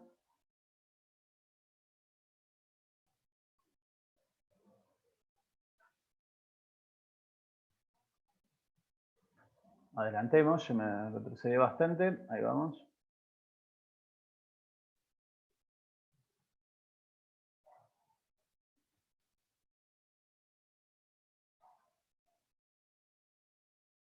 Ahí está. Entonces lo que decía es, estos costos fijos anuales de 33.300.000 pesos incluyen una depreciación, por supuesto, anual de 13.300.000 pesos. Fíjense que, bueno, está redondeado, pero básicamente daría 39.900.000, digamos, el monto de la depreciación, ¿sí? Total anual, total, digamos, la depreciación acumulada. Básicamente lo que nos dice es, entonces, esta máquina que cuesta 40 millones de pesos, la vamos a depreciar en 3 años, pero fíjense que aunque la deprecie en 3 años, la voy a vender al final del tercer año a 5 millones de pesos. El capital variable anual es el 10% de las ventas del año siguiente, la rentabilidad esperada del 20% por año, nos da los datos del precio y del costo variable unitarios. El costo fijo total, ¿sí? Anual, 33.300, pero nos dice que incluye esos 33.300.000 pesos de costo fijo, una depreciación anual, ¿sí? Esto es anual, de 13.300.000 pesos. Y nos da los datos de la estimación de la demanda, ¿sí? A realizar un estudio de mercado, evidentemente, que nos dice que el primer año se estima vender 60.000 unidades, probablemente se va conociendo el producto, y luego, segundo y tercer año, está en un máximo, digamos, de 100.000, y ahí se supone que cesa, digamos, la producción, termina el proyecto, ¿ok? Con lo cual, bueno, simplemente aquí lo que vamos a hacer es plantear el flujo de fondos. Ya no tengo esta dificultad del cálculo del impuesto a las ganancias en forma previa. Y vamos a empezar, lo que sí tengo de dificultad ahora es la diferenciación en la inversión inicial de qué es capital fijo y qué es capital variable, ¿ok? Porque, como sabemos, el concepto de inversión inicial incluye capital fijo y capital de trabajo, ¿okay? O activo fijo y capital variable. Y en ese sentido, bueno, en el momento cero, para avanzar con este proyecto de inversión, yo debería desembolsar los 40 millones de pesos que cuesta esta máquina. Es decir, obviamente cualquier máquina de este tipo, digamos, hay que hacer el pago anticipado, si no, de fábrica ni nada, digamos, ni nos reservan el pedido ni nada, hay que hacer el pago anticipado y ahí recién, digamos, la empiezan a producir, de hecho, en algunos casos. ¿Okay? Bueno, 40 millones de pesos que hay que pagar en el momento cero si queremos avanzar con este proyecto. Y dijimos que se requiere el 10%, ¿sí? Se requiere el 10% de las ventas del año siguiente. Eso es el capital variable anual. Entonces, el capital variable anual sería las ventas del primer año, ya lo vamos a calcular, pero yo ya estoy viendo que son 90 millones de pesos. Con lo cual, el capital variable del primer año debería ser 9 millones de pesos. ¿Eh? ¿Y de dónde salen estos 90 millones de pesos? Bueno, eso sale de saber que a cada unidad la voy a vender a 1.500 pesos, ¿sí? Y el primer año voy a comercializar 60.000 unidades. Entonces, 1.500 pesos por unidad por 60.000 unidades nos da 90 millones de pesos el monto de la venta esperada del primer año. Los costos variables del primer año, el cálculo es similar, nada más que ahora voy a tomar el costo variable unitario multiplicado por las 60.000 unidades, entonces ahí tenemos 60 millones de pesos. Y los costos fijos, atención porque habíamos dicho que eran 33.300.000 pesos. Pero esos 33.300.000 pesos incluyen una depreciación anual de 13.300.000 pesos, que se supone que serían los 40 millones de pesos dividido 3, bueno, ahí hay un tema de redondeo, pero es irrelevante para el caso. Lo importante es que el costo fijo que yo tengo que tomar no son los 33.300.000 pesos, no es este monto total, porque en los flujos de fondos, como dijimos, solo incluyo los conceptos que impliquen movimientos de fondos, cobranzas, entrada de dinero, pagos, salidas de dinero o egresos, digamos, en líneas generales. Y estos costos fijos incluyen un concepto que es no erogable, que no implica un movimiento de dinero, que es la depreciación. Esta depreciación de 13.300.000 pesos no me origina una salida de dinero. Por lo tanto, el costo fijo erogable va a ser la diferencia entre estos dos conceptos. Los 33.300.000 pesos, costo fijo total, menos las depreciaciones de 13.300.000 pesos. Con lo cual, los costos fijos erogables, que son los relevantes, los que debo tomar para este proyecto, son de 20 millones de pesos por año. Y ahora sí, calculo el flujo de fondos operativo, que sería la diferencia entre las ventas menos los costos variables y costos fijos erogables. Entonces, acá tengo 80 millones de costos, las ventas son de 90, me queda un monto de 10 millones de pesos de flujo de fondo operativo. ¿Ok? Luego, ¿qué debo hacer? Bueno, yo ya había calculado previamente que el capital variable es el 10% del año siguiente, de las ventas del año siguiente. Entonces, cuando calculé que esto es 90 millones, ahí recién puedo completar acá 9 millones de pesos. El 10% de estos 90 millones. ¿Ok?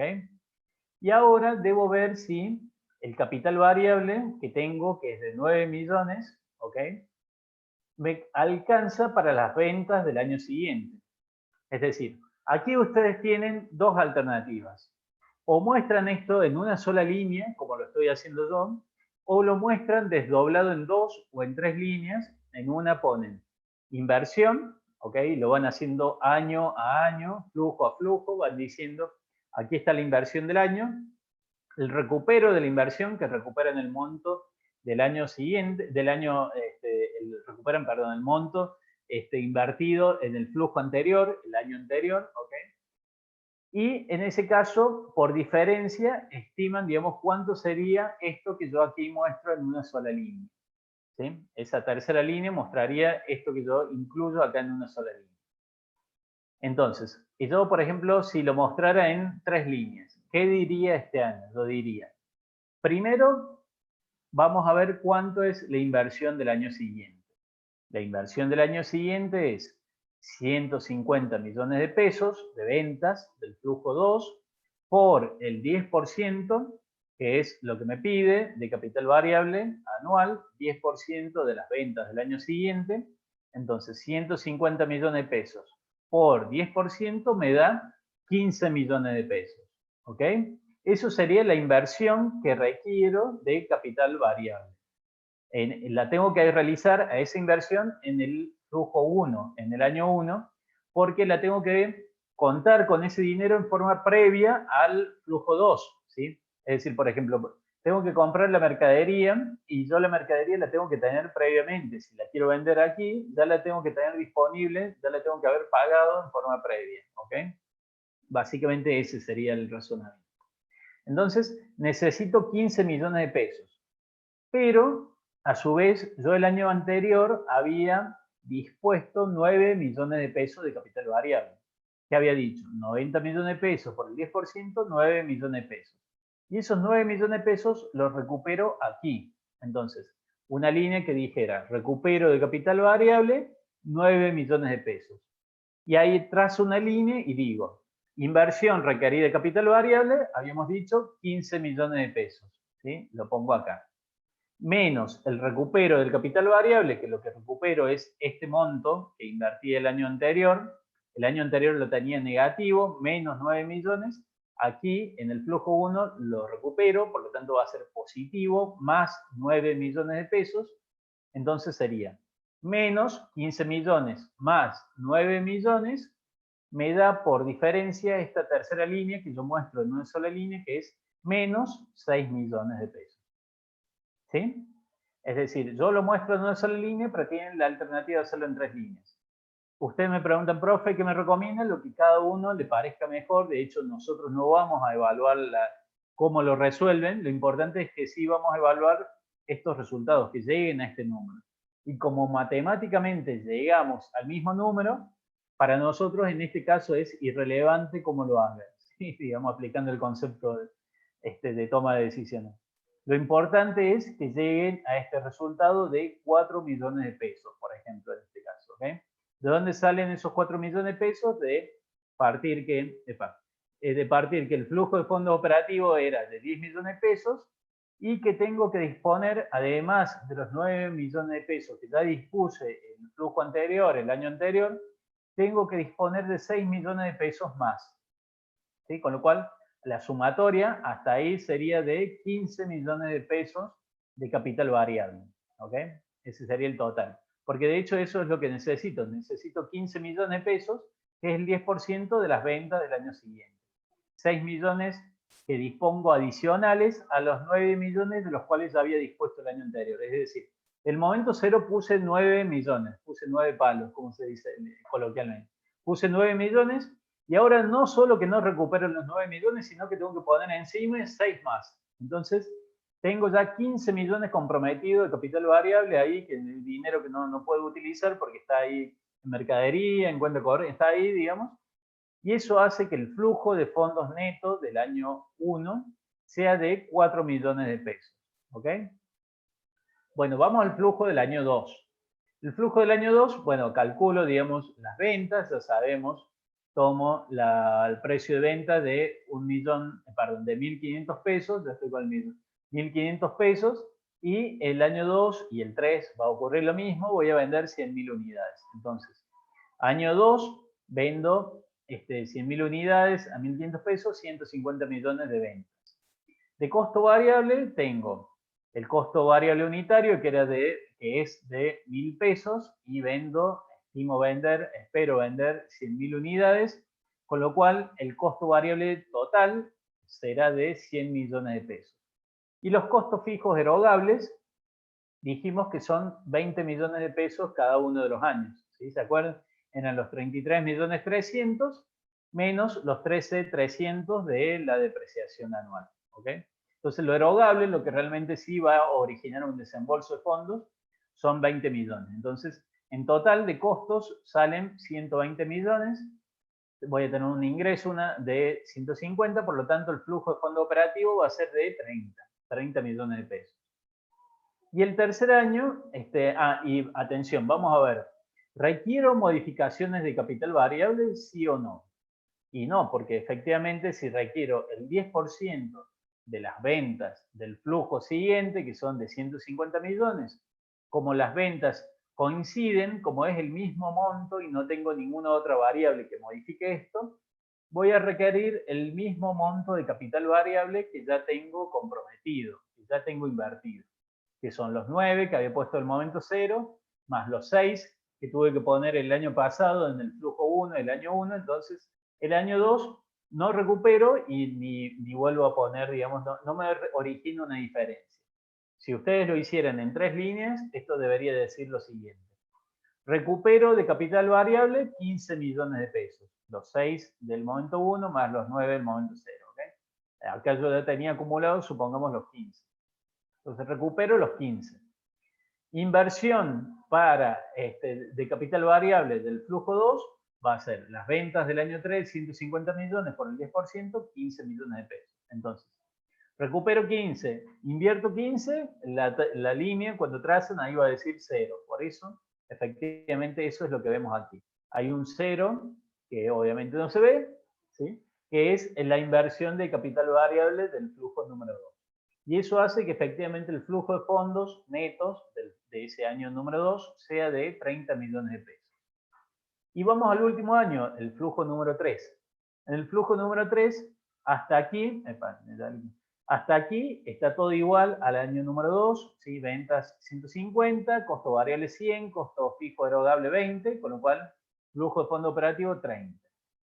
¿Y qué nos había dicho el ejercicio? Nos había dicho que la máquina se va a vender a 5 millones de pesos al final de la vida útil. Y ustedes me van a decir, pero profe, si yo lo estuve amortizando, ¿okay? Lo estuve depreciando, y entonces ya lo tengo en mi contabilidad 40 millones menos 39.900.000, lo tengo valuado a 100.000 pesos. ¿Por qué incluye 5 millones de pesos, que es el monto de venta? Y porque en este ejercicio no aplico impuesto a las ganancias. Para eso tienen que rebobinar un poquito el video, ver la parte más atrás y ver qué pasa, digamos, que era lo que había explicado aquí, digamos, qué pasa en este caso, digamos, el resultado de la venta, digamos, cuando hay diferencia entre el valor contable, que en este caso sería de 100.000 pesos, y el valor de mercado, que sería de 5 millones de pesos. Lo vendo a 5 millones de pesos, por lo cual se va a incrementar esta base imponible, me va a afectar el impuesto a las ganancias y el resultado operativo después de impuesto a las ganancias. En este ejercicio, como no me interesa impuesto a las ganancias, es sin impuesto a las ganancias, solamente me interesa el flujo, la entrada de dinero que voy a tener, que es de 5 millones de pesos. Lo pongo en la misma línea, ustedes lo pueden poner en otra línea si quieren, ponen en uno inversión inicial, capital fijo, y en otro ponen venta de equipo, como quieren, digamos, yo acá lo pongo solamente para no olvidarme. Cuando trabajo en una sola línea, yo sé que al inicio tengo algo con signo menos y al final tengo algo con signo más. ¿Sí? Se supone que al final algo voy a recuperar de esa maquinaria, ¿ok? Y me aseguro de que en el medio no haya nada. ¿Sí? Acá no tienen que ver nada, el flujo 0 algo con menos, el último flujo algo con más. Y de esa forma me aseguro que llego aquí y estamos ok. Y el capital variable lo mismo, digamos. Yo lo muestro en una sola línea porque de esa forma me resulta más fácil, digamos, entender que toda esta línea tiene que dar 0. Es decir, todo lo que yo tenga acá con menos, al final lo tengo que recuperar con más. ¿Sí? Ustedes sumen todo lo que tienen los distintos años y eso es lo que van a recuperar el último flujo. Al final de la vida útil, al final del proyecto, tienen que recuperar el total del capital variable. Ese dinero en mercaderías, esas cuentas corrientes que tienen dando vuelta por ahí, bueno, lo tienen que recuperar. ¿Okay? Se supone, salvo que hubiera un concepto por ahí que en esta materia no lo trabajamos así, en todo caso eso lo verán en otra materia donde compliquen un poquito más este razonamiento, ¿sí? De evaluación de proyecto de inversión, pero nosotros nos quedamos con esta idea. Nosotros recuperamos el total del capital variable en el último flujo. Entonces, menos 9, menos 6, recuperamos los 15 millones aquí. Y eso hace que tenga un flujo de fondos neto en el último año de 50 millones de pesos. Son los 30 operativos más los 5 de la venta de la máquina más los 15 de recupero del capital variable. Eso nos da 50 millones de pesos. Y para pasar del flujo de fondo neto, digamos que es un valor nominal, básicamente, al flujo de fondo descontado, bueno, simplemente voy dividiendo por la tasa que nos pide. Es decir, acá nos pide una tasa del 20%, ¿sí? Anual. Entonces, el primer año, 4 millones de pesos sobre 1,20 nos da 3.333.333. El segundo año, 30 millones dividido sobre 1,20, 1,2 al cuadrado, nos da 20.833.333. Y el último flujo de 50 millones de pesos sobre 1,2 al cubo nos da 20.935.185 pesos. Y ahora simplemente sumamos todo lo que tenemos en esta última línea, ¿sí? Todos los flujos de fondos. Obviamente la del momento cero está en valor actual, digamos, es el monto que tengo que tomar. Entonces, menos 49 millones, más 3.333.000, etcétera, más 20.833.000, más 20.935.000, etcétera. Eso nos va a dar un BAN positivo de 4.101.852 pesos. Y como el BAN es positivo, efectivamente aceptamos el proyecto. Bien, preguntas. A ver, los quiero escuchar ahora. Obviamente preguntas relacionadas con los ejercicios que vimos. Les recuerdo que para clase de consulta de otros temas, la clase de consulta es el jueves a las 19 horas, como todos los jueves han venido siendo. Ahora, si tienen preguntas de los ejercicios que vimos, les escucho. Hola, profe. Tengo una pregunta. En el ejercicio 3 que vimos de toma de decisiones de corto plazo, no entendí los 80 del punto de inflexión que explicaste.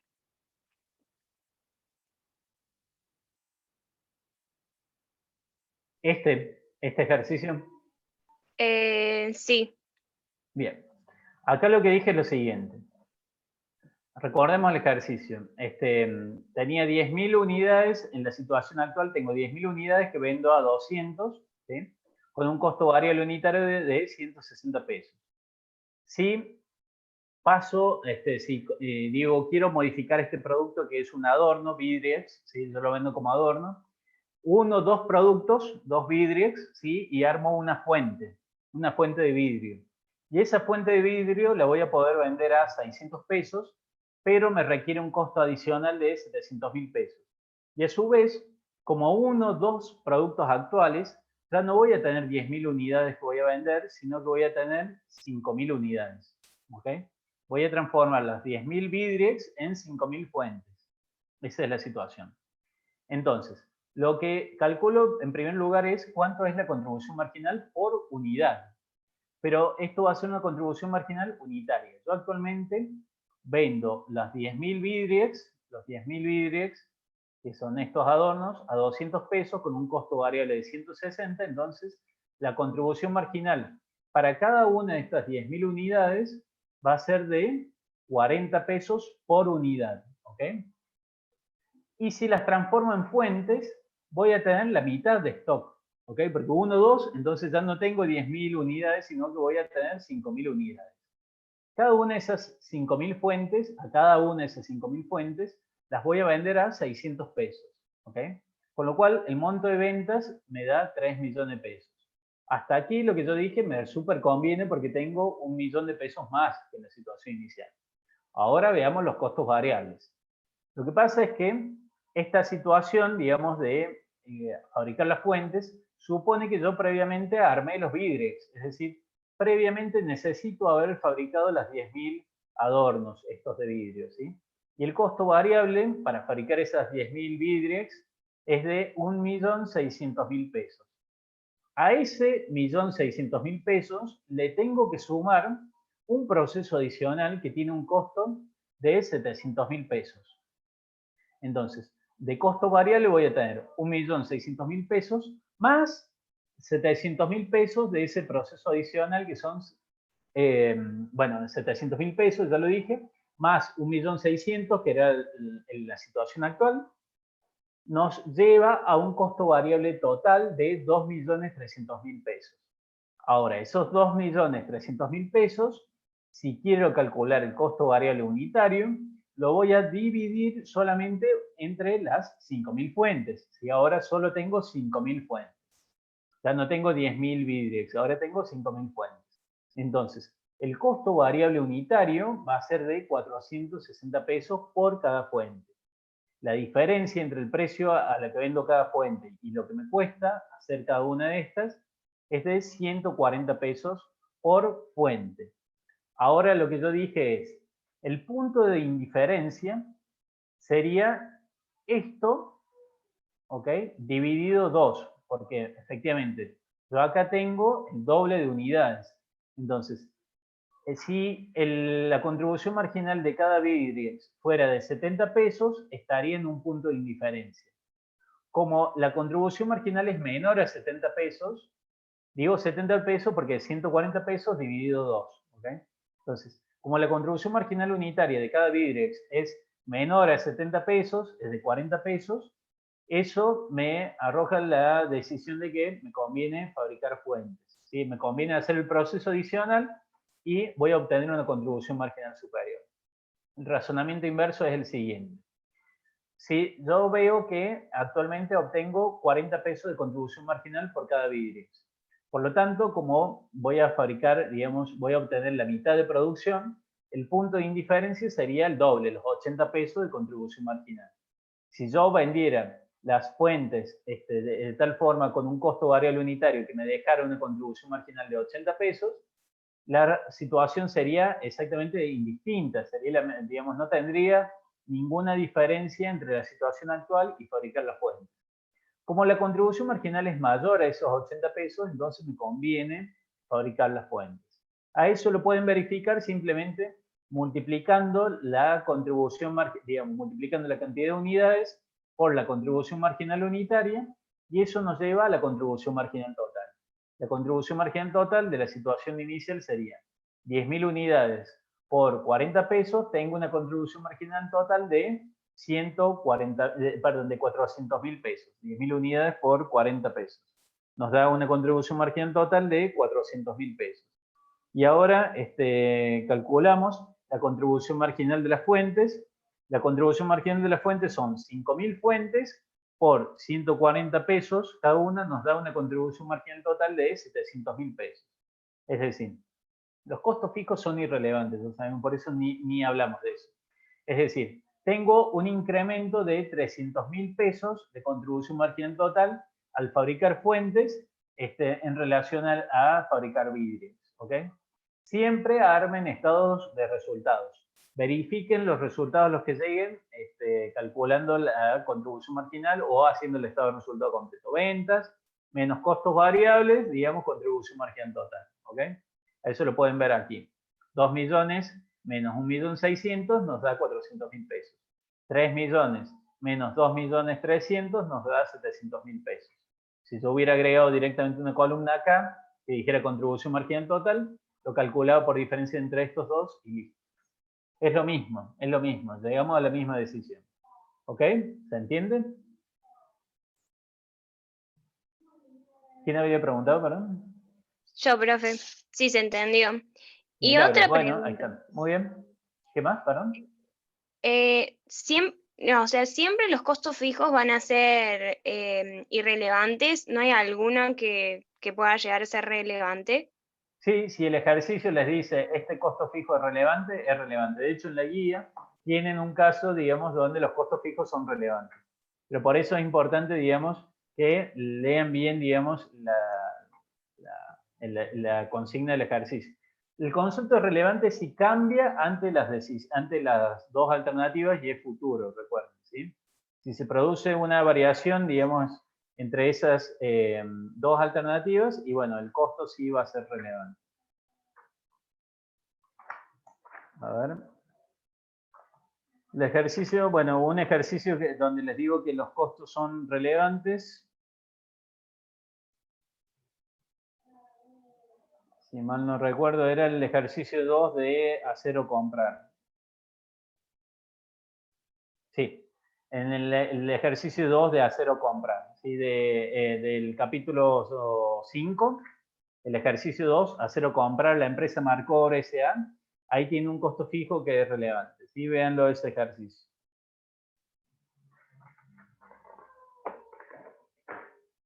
¿Ven? Bien, bien la pregunta. ¿Qué otras consultas hay? A ver. Profe, Sí. en el último ejercicio, en el segundo periodo, no se incluye capital variable porque en el tercer periodo no varía el monto de... Se cortó lo que decía Agustín, pero sí, básicamente entiendo que la pregunta es ¿por qué no cambió el capital variable? Digamos, básicamente no se ha modificado porque como es un porcentaje de ventas y en estos 2 años tenemos el mismo monto de venta, entonces el monto de capital variable necesario para afrontar tanto el flujo 2 como el flujo 3, ¿sí? Es el mismo, es decir, yo para el flujo 2 lo tengo que incluir en el flujo 1. Ya tenía desde el flujo 0 9 millones, le sumo los 6 y llego al 10% necesario para el flujo 2. A eso lo tengo que tener acá en el flujo 1. Y como en el flujo 3 tengo el mismo monto de ventas que en el flujo 2, entonces no tengo ninguna modificación en el capital variable. ¿Okay? Perfecto, gracias, profe.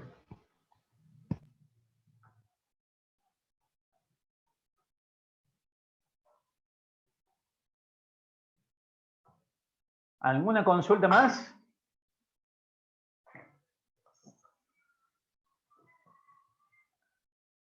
Bueno, ya saben, si llega a aparecer alguna consulta adicional, tienen la alternativa de sumarse el jueves a las 19 horas, como todos los jueves, en los horarios de consulta que damos los profes. Y bueno, espero que les haya sido de utilidad esta clase y seguimos en contacto para los que lo necesiten en la tercera, o más bien el repaso correspondiente al tercer parcial, ¿sí? Si no, seguimos en contacto los jueves en los horarios de consulta también. Bueno, muchísimas gracias. A ver, algún comentario, a ver si hay un comentario ahí. Ahí está, bueno, muchas gracias, era el comentario, yo pensé que había. Bueno, espero que les haya sido de utilidad, les decía. Y bueno, simplemente ahora no queda otra que estudiar, ¿sí? Si no lo han hecho hasta el momento, seguramente que sí, por lo que veo, por la calidad de las preguntas que han hecho. Felicitaciones. Adelante el esfuerzo, falta poquito ya para terminar las clases, así que vamos. Último esfuerzo y ya terminan. Seguimos en contacto. Muchas gracias.